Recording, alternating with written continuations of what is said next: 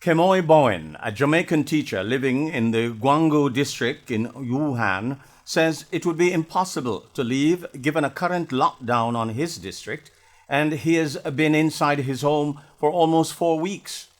However, he was conflicted in his feelings about the travel restrictions issued by Jamaica.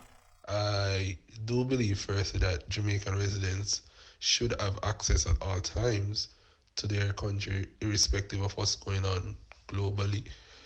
But having said that, it's also a bit selfish to say that because you don't want to expose other Jamaicans to the possibility of contracting the virus because you might leave China healthy, not knowing that you're carrying the virus because you could be in the incubation period where symptoms are not evident.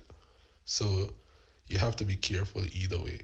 And Mr. Boyne says he's aware that the Jamaican authorities have been taking steps to ensure Jamaicans have adequate medical supplies in the wake of the threat of the coronavirus. In terms of masks and gloves, those supplies are quite scarce in some cases. You'd have to order online or whatnot.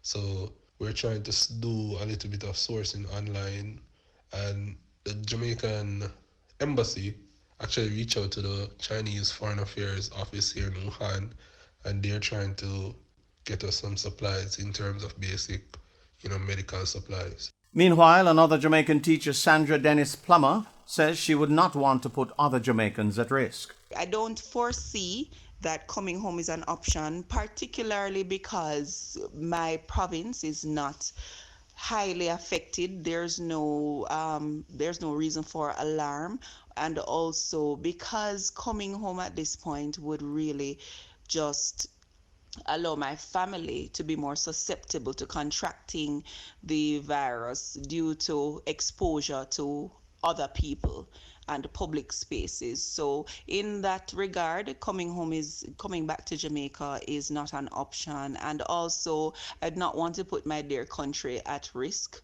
Meanwhile, Mrs. Dennis Plower says the language barrier has been a challenge in getting information about the coronavirus. Thankfully, the local government, they try to issue bulletins, but because there's a language barrier, translation sometimes may take a while. So you may not get, or we may not get instant information as it is released because someone has to translate, and that may take a while. The Health Ministry has said Jamaicans will be granted entrance under the travel ban, but will be quarantined for a minimum of 14 days.